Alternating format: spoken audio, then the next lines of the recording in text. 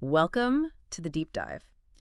Sometimes you look at a map and you see these tiny spots easily overlooked. Mhm. But when you actually look closer, they hold this incredible depth, history, culture, just layers. Absolutely. Hidden gems. Exactly. And today, we're doing just that. We're diving deep into São Tomé and Príncipe. Yes. Fascinating place. Our mission here is basically to unpack its whole story for you. We've got the sources, we've done the reading, from its discovery, that dramatic colonial stuff, the bumpy road to independence, right up to what's happening now. Yeah, the challenges, the hopes. Think of it as your fast track to really getting why this small island nation is, well, actually pretty significant. And it really is remarkable just to paint a picture. Yeah. It's this tiny volcanic archipelago, sitting there in the Gulf of Guinea, west coast of Central Africa. Tiny is right. Isn't it like the second smallest country in Africa? It is, yeah. Yeah. After Seychelles. But its location, right on the equator, volcanic soil. It means it's bursting with unique plants and animals. A real paradise for nature lovers, honestly. Okay, so let's unpack this story. It really kicks off in the late 15th century. Portuguese explorers arrive, and before that, the islands were, well, uninhabited. Or so it seemed initially. São Tomé itself was sighted around 1471. Right. And the first Europeans, they didn't see native land mammals or freshwater fish. But there were signs of older life, fossils, tortoises, birds. Interesting. But what's really intriguing, and people still argue about this, is whether humans got there before the Portuguese. Yeah. There's that cemetery they found on Principe. Oh, yeah. Dates back to maybe 800 AD. And a stone statue, possibly 6th century Bantu-speaking people. It hints at migration from the mainland, way earlier. Wow. So potential pre-Portuguese history. But the documented history starts with the Portuguese claiming it. King Juan II orders colonization in 1493. And they knew exactly what they wanted. Sugar. Straight away. Oh, yeah. It wasn't just let's settle here. They brought sugarcane roots with them. Loads of them. Yeah. Part of the plan from the get-go. They were setting up for intensive agriculture. Which meant plantations. Exactly. They sprung up fast, especially on São Tomé, really booming in the 1520s, 1530s. And the whole thing ran on slave labor. Where did they bring people from? Mainly Angola. And this is key. São Tomé basically became one of the first slave societies in the Portuguese Empire, like a testing ground almost, for their colonial model. A brutal one. The scale of it. I read some figures.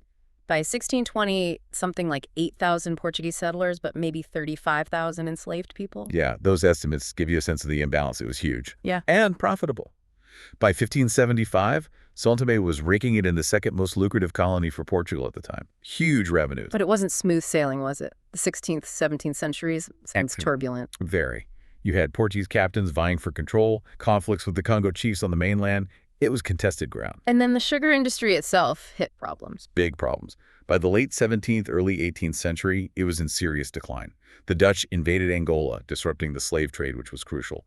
Plus, epidemics hit hard, wiped out settlers, bankrupted planters. A major downturn. So what happened? Did they just abandon it? Not quite.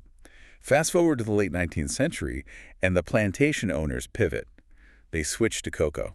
Ah, green gold. That's the one. And initially, it worked. Cocoa flourished. Little towns even grew up around it. But there was a catch, right? So A huge catch. Yeah. All that new wealth, the investment, it mostly stayed with the expats, the foreign elite.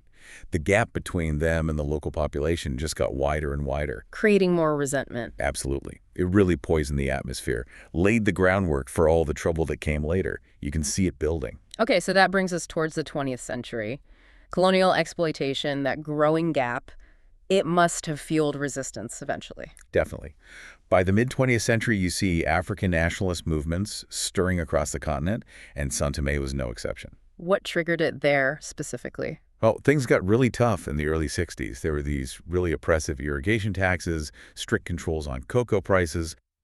It basically impoverished people. Pushed them too far. Exactly. And that's when you see groups forming, like the Action for the Independence of Guinea and Cape Verde in 1960, which had ties to São Tomé nationalists. How did Portugal react? They tried to clamp down on the nationalists, yeah, but also tried some reforms, modernizing the plantations. Right. But honestly, it was too little, too late. Because Portugal itself was changing. Right. By 1974, you have the Carnation Revolution back in Lisbon. That peaceful coup basically ended the dictatorship and paved the way for decolonization everywhere. The writing was on the wall. So independence for São Tomé and Príncipe, when did that happen? July 12, 1975. It came after democratic reforms, guided by groups like PAIGC. And compared to other places like Angola or Mozambique. It was remarkably peaceful. You didn't have the same level of violent revolution or mass displacement, which is quite striking. But peaceful doesn't mean easy, I guess. Not at all. The transition was peaceful, yes, but the aftermath, Yeah. that was tough. Almost immediately, they lost over half their trained workforce, and like 95% of the elite just left. Wow, a massive brain drain. Huge. And on top of that, ethnic tensions started bubbling up. It created this really fragile situation. So even though things seemed calm on the surface, instability was lurking. Which maybe explains the coup later on. Somewhat unsurprisingly, yeah. There was a military coup in 1980. Despite some earlier adjustments, the underlying problems were just too deep. Things stabilized later, though, with democracy. Well, they returned to multi-party democracy in 1990, after the Cold War ended. But stability, that remained elusive. There was another coup attempt in 98. The country ended up needing help from international donors. Can you unpack that period a bit? The First Republic versus the Second? Sure. So the First Republic, 75 to 90, was basically a one-party state under the MLST-PPSD. Power was really concentrated with the president. And that caused problems. Yeah, it contributed to worsening conditions, social, economic, political. Then came the Second Republic in 91 with multi-party elections. But it wasn't a magic bullet. There were big gaps in like civic education, getting people really involved. And even recently, there are signs that raise doubts about the political future. It's still quite fragile. And you mentioned instability. Specific example. Oh, yeah. Look at the elections in 2010, 2014, 2015. Allegations of fraud led to massive protests, real legitimacy crises. Serious unrest. And then there were whispers, even allegations of a couple of secret military plots to stage coups, 2009, 2014, apparently dealt with very quietly, which is concerning. Shows deep discontent. And wasn't there some big scandal? Drugs? The Das Thailand's affair in 2001, that was sensational. An international drug trafficking network, supposedly involving high-ranking officials. Really? Yeah. Just laid bare the deep-seated problems with governance, with corruption, the initial joy of independence. It had really soured by then. People felt shut out, wanted more say, led to clashes among the elite, ethnic tensions resurfacing. Yeah. A difficult period. Okay, so a really complex political path. Let's pivot a bit to the economy. We mentioned sugar, then cocoa. Agriculture has always been central, hasn't it? Absolutely central. That diverse plantation economy, cacao, coffee, sugarcane, palm oil, coconut, vanilla, pepper, it defined the islands for centuries. Driven by forced labor, first slavery, then contracted workers. Right. Initially enslaved people, and later contract laborers, mostly from Angola and Mozambique again, which, as you can imagine, created its own set of tensions and sometimes led to riots. It was never a smooth system. But then came something completely different in the 90s. Oil, yes. The discovery of offshore oil reserves in the early 1990s completely changed the game. Suddenly on the map for a different reason. Totally. It went from being relatively obscure, agriculturally focused, to being touted as the world's latest oil hotspot. People were calling the region the next El Dorado. Did it live up to the hype initially? For a bit, yeah. There was a sudden influx of money, investment flowed into social services, infrastructure. Projections were wild, big budget surpluses, growth rates over 10% a year. Sounds amazing, but... But the transparency wasn't there. Soon you had accusations flying around about waste, about mismanagement, maybe worse. The El Dorado dream started to look a bit tarnished. Why? What held it back? Were there practical problems? Definitely. There were real structural hurdles. They didn't even have a proper oil agency set up for a while. Right. The regulations were kind of underdeveloped, not standardized, and the bidding processes for exploration blocks, often opaque. So governance issues, again, basically hindering that potential. Pretty much. The immense potential was there, but actually realizing it smoothly. Yeah. That was hampered by these ongoing governance weaknesses. The classic story, unfortunately. Right. Okay, beyond the economy, what about the culture? It sounds like a real melting pot. It really is. It's multi-ethnic, majority of African descent, but also this distinct Creole population, the Foros. They're descendants of Early European settlers and enslaved Africans who gained freedom over time. It's a complex history reflected in the people. And the languages. Portuguese, obviously, but others too. Yes, Portuguese is official, but there are 3 unique Portuguese-based Creoles: Foro, Angler, and Linguier. You might hear them called São Tomé and Príncipe and Principe Creole, too. They're distinct but related. Fascinating. Are they widely spoken? They are, but sadly, they're considered endangered now, like so many unique island languages. That's a shame. And music must be vibrant. Oh, incredibly vibrant. It's got this syncretic nature, blending African and European influences. very rhythmic. Any specific styles? Yeah, you've got things like puxa, it's fast, energetic, sometimes described in ways that suggest, well, a very lively, almost unrestrained dance. Okay. And then rumba, which is often more emotional, lots of percussion, instruments with African origins. Bands like Banda de Parola are famous for songs about everyday life, really capturing the local spirit. Sounds great. And food. I imagine lots of fish. Loads of fresh fish and seafood, yeah. And they use lots of fresh spices, herbs, very flavorful. I read something curious about guinea pig. Ah, yes. That's a local specialty. But the preparation is intense. Takes like 4 days, involves drying grass and apparently using it as a diuretic for the animal beforehand. It's quite unique. Wow, definitely unique. Okay, turning outwards now. How does São Tomé and Príncipe engage with the world? Its international relations. Portugal must be key. Absolutely key. Long-standing ties, obviously. Portugal has provided significant aid, debt forgiveness, like $50 million back in '95, and loads of technical help shaping their school system, their media. A very close relationship post-independence. Very. And beyond Portugal, they're active in Africa, too. Part of the African Union. Yeah, they were a founding member of its predecessor, the OAU. They've even served on the AU's Peace and Security Council. They're quite vocal about needing better coordination against terrorism, arms trafficking, important regional issues. What about other major powers? U.S., China. Relations with the U.S. got closer after 1991, especially with the oil interests.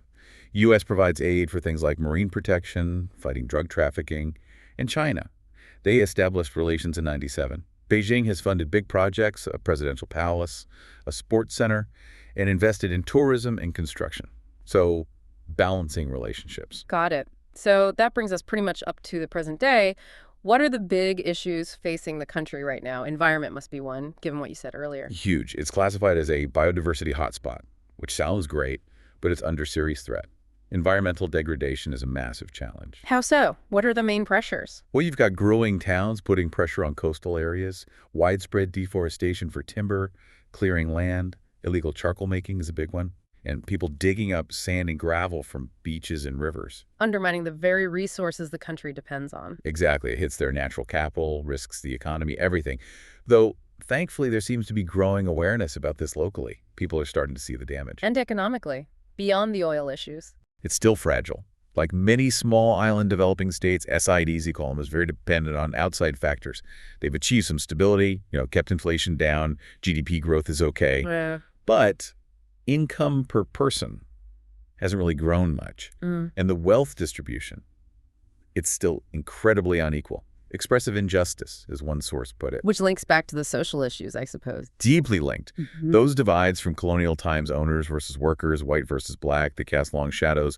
Post-independence, there were worries about education standards, social responsibility, leading to fears back in the early '90s that civil conflict wasn't far off. Those deep social fissures haven't gone away. So challenges remain, but what about future prospects? Tourism seems like an obvious one. Huge potential, no doubt. The place is stunning. Rich vegetation, amazing forests, those perfect beaches, waterfalls. It's got the raw materials for incredible ecotourism. But it's not there yet. Not really. The facilities for, world-class tourism, practically non-existent right now. It needs serious investment hotels, services, training people, managing it properly. It's a big undertaking. Which ties into sustainability, right? Especially if the oil sector does grow. Precisely. They're at this crucial point. More industry, more people could be coming. Can they develop and be sustainable at the same time? That's the million-dollar question. It really is. The hope is they could protect that unique ecology while developing. Understanding its value, not just intrinsically, but economically too, is key. If they can balance tourism growth with strong environmental laws and adapt to climate change, it could be a model for other island nations. A positive example. Potentially, yes. It's a chance to get it right. So, summing it all up, São Tomé and Príncipe. It's this incredibly unique spot, geographically right on the equator, heart of that ancient African landmass, but facing very real limits. Small land area, forests under pressure, questions about fishing stocks, not many other resources underground. And overlaid on that is the stark reality of poverty for so many. The undereducated, the ill-educated masses, often lacking basics like running water, reliable electricity, decent roads. Well, at the same time, You have a wealthy elite living in luxury that echoes colonial times. The oil money, even if managed imperfectly, has allowed some to display wealth very openly, creating this jarring contrast. It's quite a picture. Our deep dive today really shows a nation grappling with its past, present, and future all at once. From those early sugar plantations, the fight for independence, the hopes and disappointments of oil, to these urgent environmental and social issues. It really underscores how even a tiny nation can encapsulate these huge historical forces and contemporary dilemmas that have global relevance. It's a microcosm in many ways. Definitely leaves you thinking. So here's a final thought for you, our listeners. Considering São Tomé and Príncipe's situation limited resources, these deep social divides, what responsibility do other nations, especially those with historical links or current economic interests like oil or tourism, actually have? Is it just about extracting resources, or is there a deeper obligation to help ensure a future that's both sustainable and equitable for the people who live there? Something to ponder.